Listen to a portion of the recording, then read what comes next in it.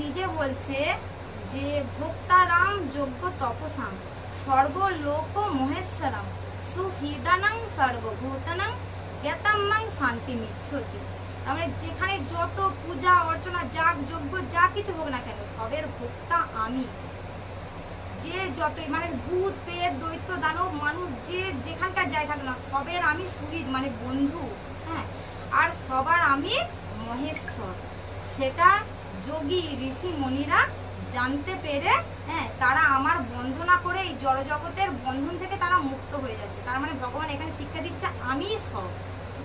তারপরে ভগবান আবার গীতাতেই বলছেন যে ইষ্টান ভোগান হিব দেবা দাসন্তে যোগ্য ভাবিতা তৈদতা প্রদাইব যো ভুংতে স্তেন বস। তার মানে বলছে যে তাৎপর্যতে বলছে যে আমি হচ্ছে একা মালিক, আর যত দেবদেবী আছে সবাই হচ্ছে আমার দাস, আমার ভৃত্য, আমার চাকর তারা, হ্যাঁ।